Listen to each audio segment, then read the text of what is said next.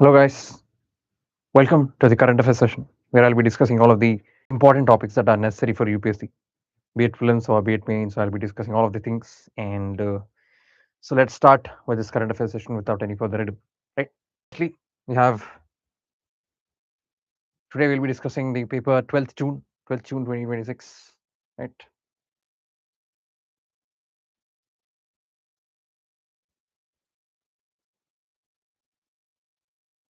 More ads and less information.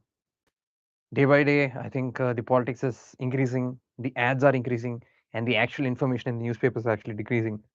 So we don't know what is more valid for current affairs now. So first thing, right, this is the first editorial that we'll be discussing, and the first editorial is talking about FCRA expanding state control over civil society. It's saying that there are some amendments that the government has brought in the FCRA 2026 bill, right? And these amendments are actually very alarming in nature. That's what the editorial is talking about. Now, what is the particular amendment that this particular bill has made? Right, bill has made the main amendment that the bill has undergone is that it vests all the foreign funded assets, right? Foreign funded assets that are in India, right? That are in India to go to the authority designated by the government if there is a cancellation or non-renewal. All of these aspects, they go to directly go to the government. But there are some issues when these kind of things happen. Now, what are the issues when the FCRA bill or the amendment has come into existence? The first thing that comes into play is that it gives a lot of executive excessive control over the NGOs, the charitable trusts, and also the educational institutions. Right. The first thing that this particular editorial is talking about is the automatic loss of the registration. Right. Actually, there is a section called the Section 14B. Right. There's a Section 14B which says that there will be cancellation. Right. There will be cancellation of the registration if there is no proper renewal. Right. They say that if a particular NGO is there and that NGO has not renewed, right? If it has not renewed, their registration will be cancelled. But what if that particular registration was not renewed because there was an administrative delay? Is the government actually counting on that? Is the government giving a safe time or safe what you call delay time so that there is no administrative delays? Is the government ensuring that there are no administrative delays? Is government ensuring is there more red tapeism or less red tapeism? Is government doing anything? Government is not doing anything, and it is expecting all the NGOs to be on time or be ready, create the renewal on time, right? That is another aspect that is alarming when it comes to this particular editorial, right? And the second thing that is there is section 16A, right? Section 16A which vests that which says that the provisional vesting of the foreign funds, I mean foreign assets that are created by the NGOs into the government. Right? It says that all the foreign assets that have been built, right? All the foreign assets that have been built by the NGOs, if the renewal or the registration is cancelled, they will temporarily go to the government or the government formed authority. Once they go to the government formed authority, they'll provisional meaning that it will stay for some time. But if it goes for a longer period, and after let's say 1 year, that NGO again came into existence or registered itself, will the assets go back to the particular NGO or will they stay with the government? We don't know, because there is still no clarity. There is still no clarity on whether that particular asset will go to the registered NGO or not. Will it stay with the government or not? We never know. But that is the thing that is also alarming. And the third thing that is an issue is that schools, hospitals, right? Schools, hospitals, all the religious institutions, all of these institutions directly go into the hands of the government. What does that do? That actually violates all the freedoms. Right? There are many freedoms that is violating. What are the freedoms that is violating? It is violating the freedom of association, then freedom of religion, right? Association is under Article 19, right? And then there is freedom of religion, that is under Article 25 to 28. Then there is rights of minority institutions, that is under Article 29 to 30. Then you have right to property, which is under Article 300. So these are all the what you call concerns that are there with the particular FCRA amendment bill. Okay, so what does it do under the section 14B? What is it doing? It's ensuring that the registration is done properly. And under section 16B, what is it doing? It is giving all the assets that are being funded or foreign funded assets to the government authority.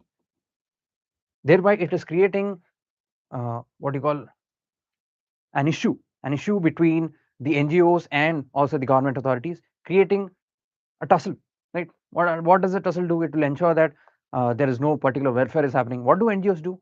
NGOs practically what do they do is they create scope. They create scope for education. They create scope for welfare. When you take all of the institutions that are created by these NGOs, it will actually uh, discourage all of the NGOs.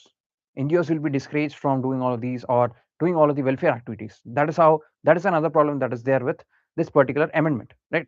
And but government is thinking in a different point of view. Obviously, government is thinking that uh, if it increases transparency, right, that is what the government is thinking. Government is thinking that it will increase the transparency and it will ensure that the foreign funds, right, the foreign funds that are there are not being misused. But is that the way? Is that the way that government should go? Should government create more hurdles for the NGO that is actually doing good in order to just ensure that the foreign assets are not being misused? Is that the reason, or is that the way you have to tackle things? No, you should not tackle things that way. If you want to ensure that the particular foreign funds are not being misused, what will you do? You'll create a mechanism in such a way that the funds that are coming from a foreign entity to the Indian entity are filtered or scanned rigorously. But you should not take away the institution or the welfare that the particular NGO is doing. What will that do? That will only increase the burden on all the NGOs.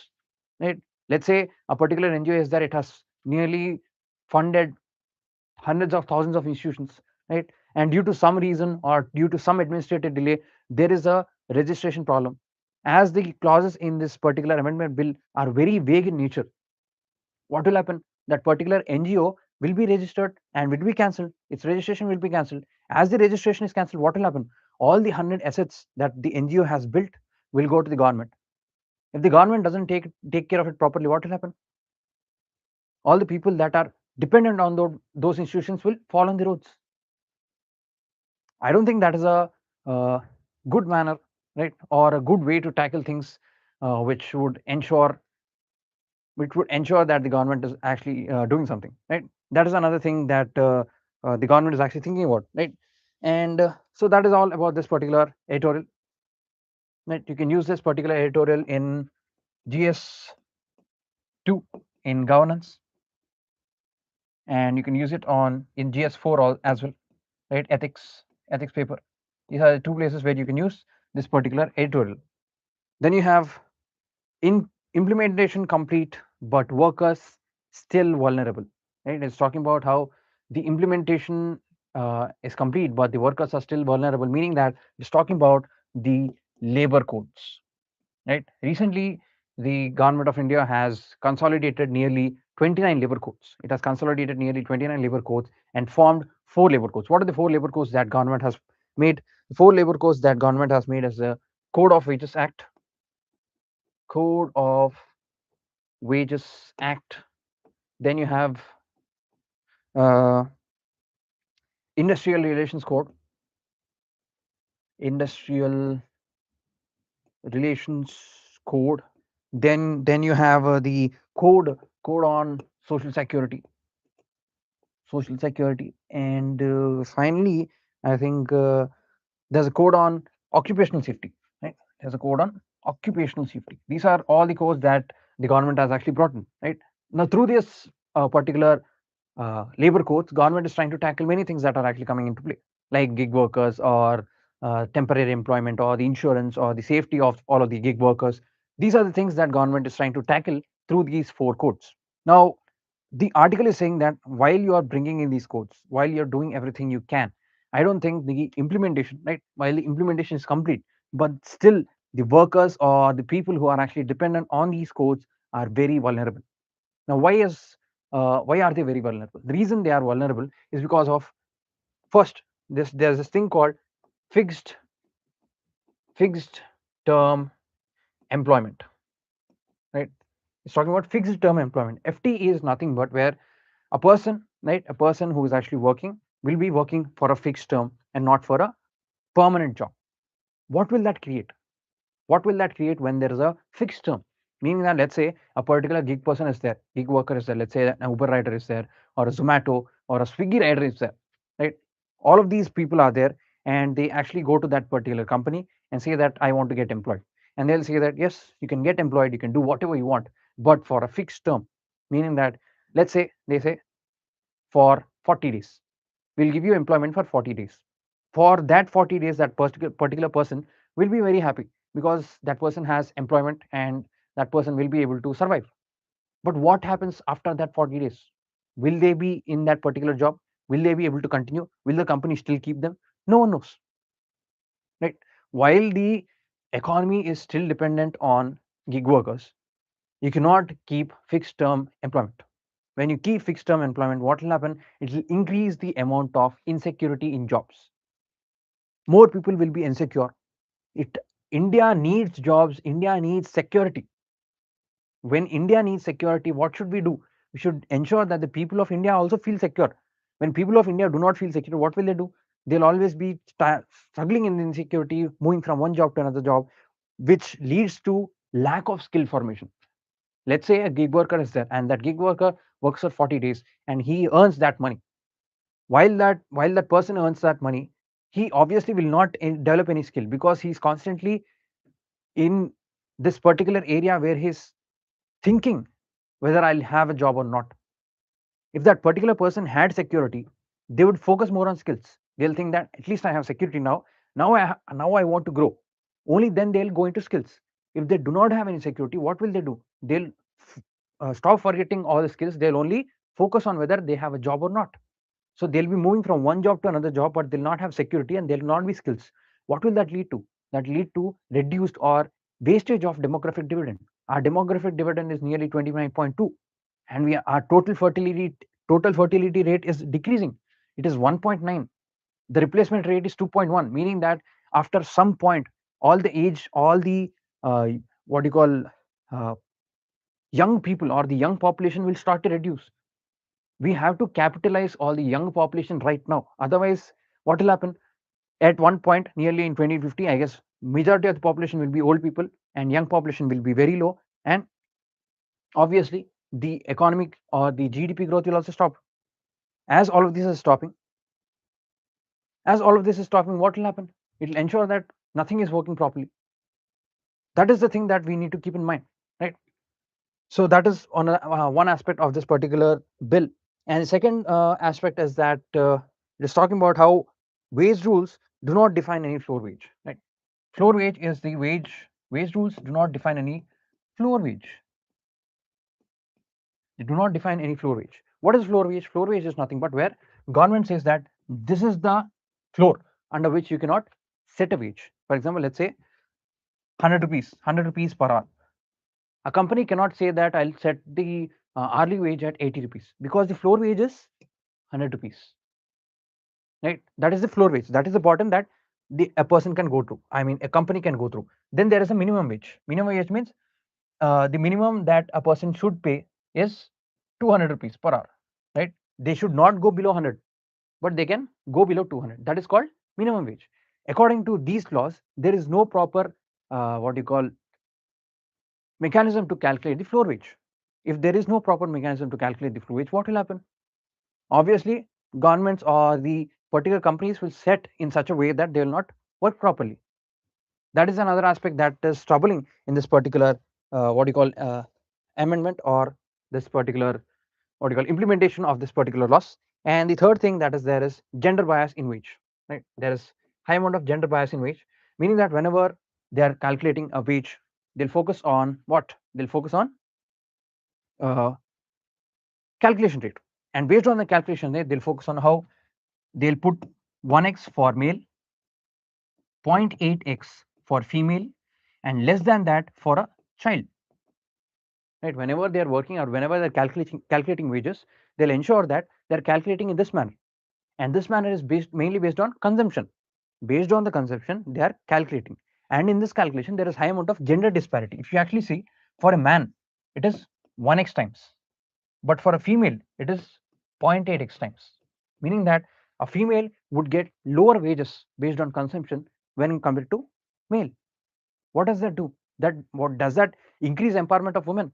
No, it is still increasing men's power.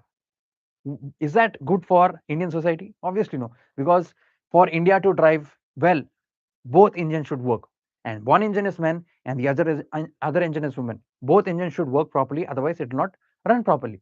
So India needs to look more into how we need to reduce the gender gap, right? Only when we reduce the gender gap, it will ensure that our country is moving forth and into a superpower, right? So that is another aspect of this particular uh, thing that is troubling India. And lastly, I think there is no gratuity, right? No plan on gratuity. What is gratuity? For example, let's say a particular uh, company is there, a particular company is there, and that particular company has to pay gratuity. If that particular company is not paying gratuity, what will happen? The particular insurance company will pay the gratuity.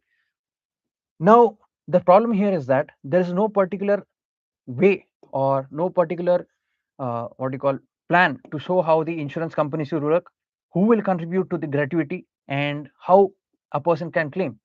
When all of these are very problematic, imagine there's a gig worker who's actually an illiterate, who can actually do some things which do not lead to include education or which do not include much of education. What will happen then? All they can do is they can work. They cannot think about all of these things, right? It is on government's duty to realize that there are people who cannot do these things. They should ensure that we should make it easy for them. Only when we make it easy for all the people in a common manner, then everything will run smoothly. Otherwise everything will be stuck like this, and there will be editorials or articles like implementation complete but works still vulnerable. Why? Because everyone is able to see all of the drawbacks that are there, right? So that is the other thing that is there with this particular implementation of labor codes, right? And that is all about this particular labor codes. Yeah. And moving on, I guess we have uh, I guess there is this thing called trade unions, right?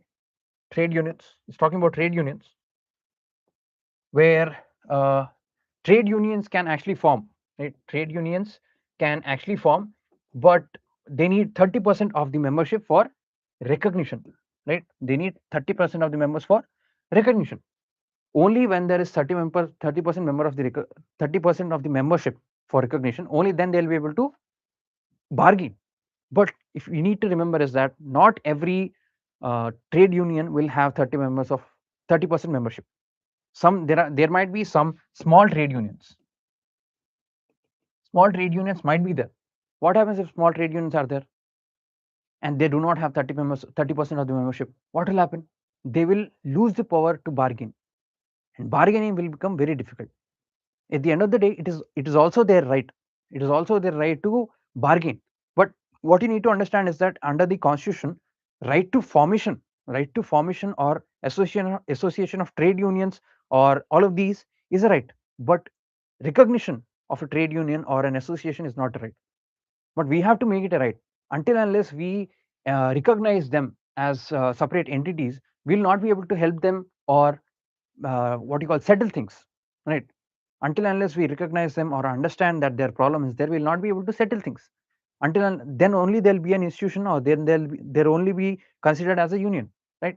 That is the other thing that is there is this particular implementation, right? And lastly, obviously, welfare mechanisms are there.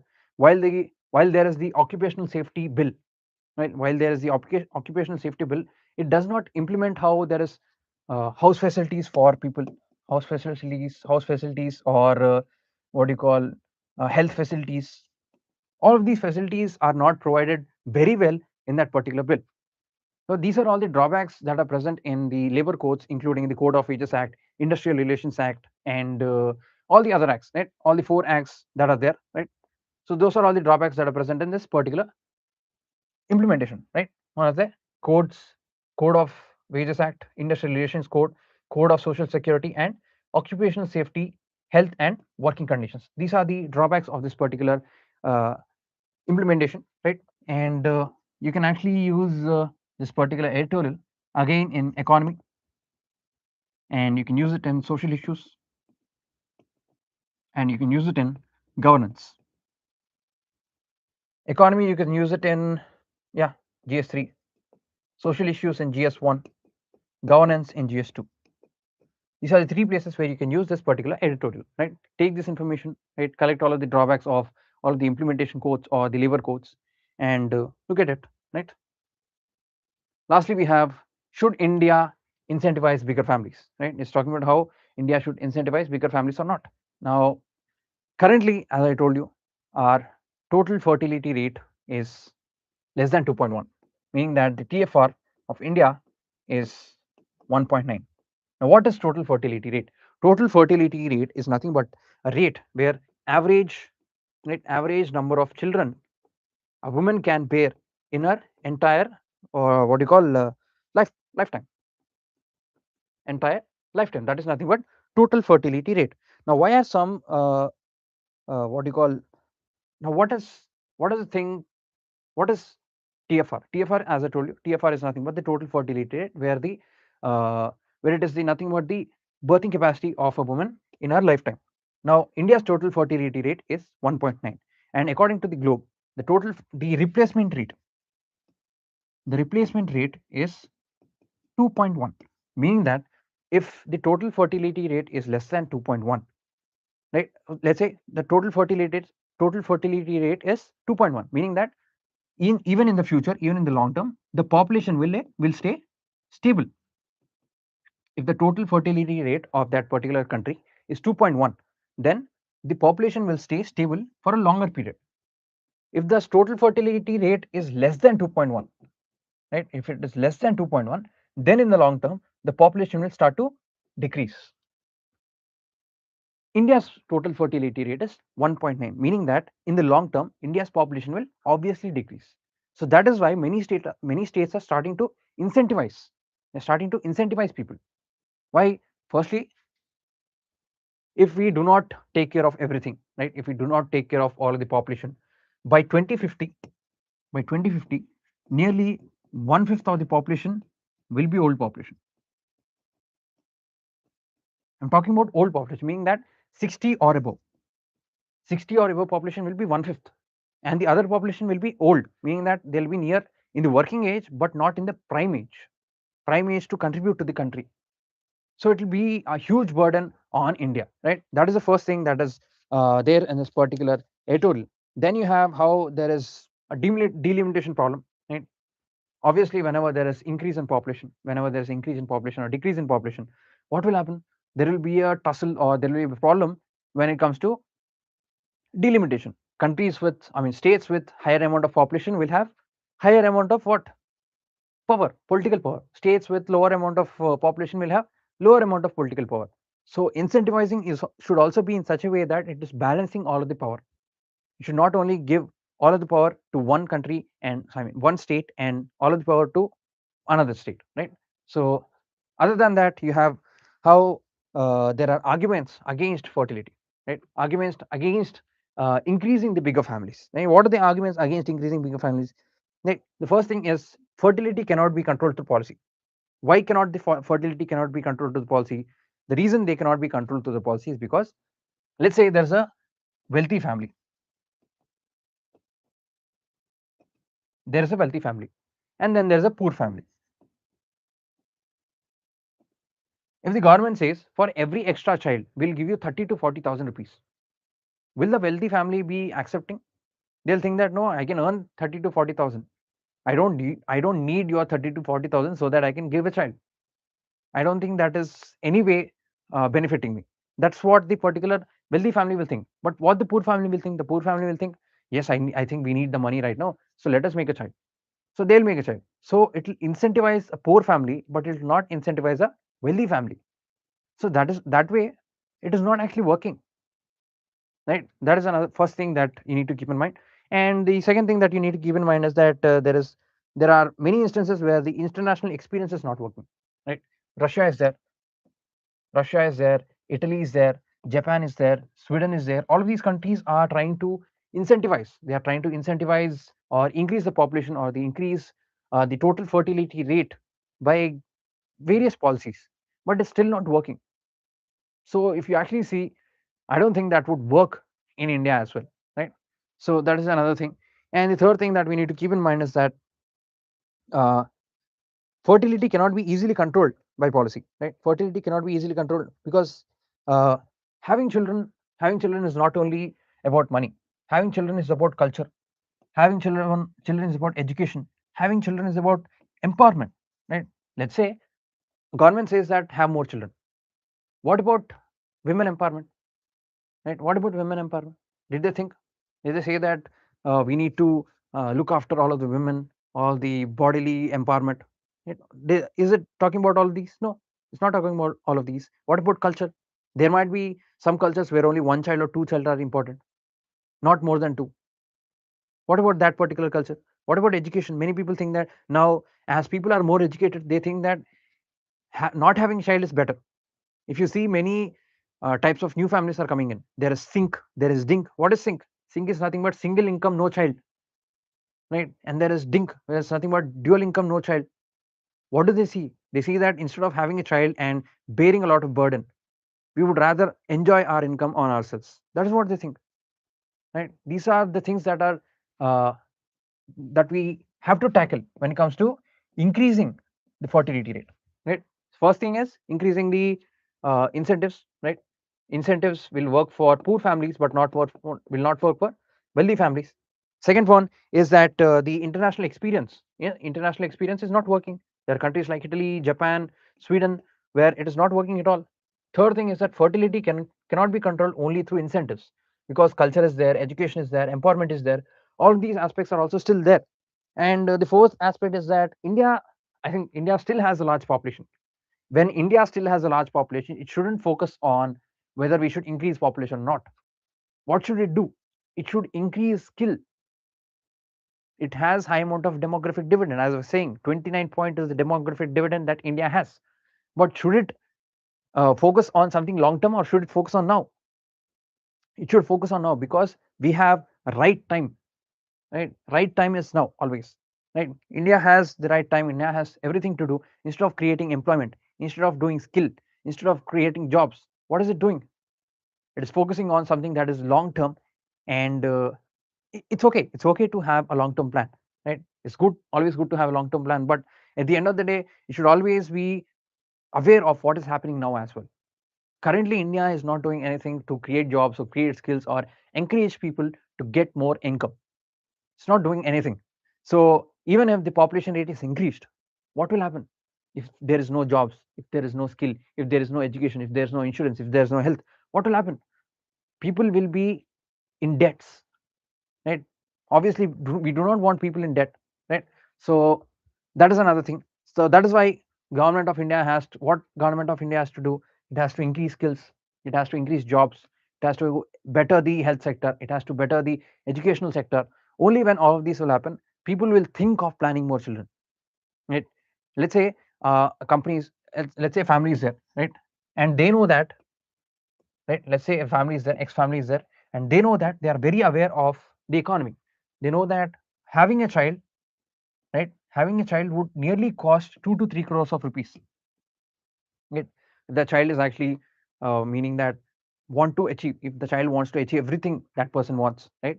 They need nearly 2 to 3 crores of rupees for health, or for education, or for higher education. For all of these, they know that 2 to 3 crores is something that is there. Would they bring a child into the world if they knew that they do not have 2 to 3 crores of rupees? Obviously they'll not bring. But if they knew that the government is there to support by giving education, by giving healthcare, by giving proper skills, would they bring? Obviously. So what should the government do? The government should focus on these now, rather than incentivizing them to create more children. It should focus on how it can tackle all of these, so that people will be willing to increase the population, right? That is what the government has to do. Okay, so that is all about today's newspaper analysis. Hope you guys have learned a lot. See you guys in the next class. Thank you.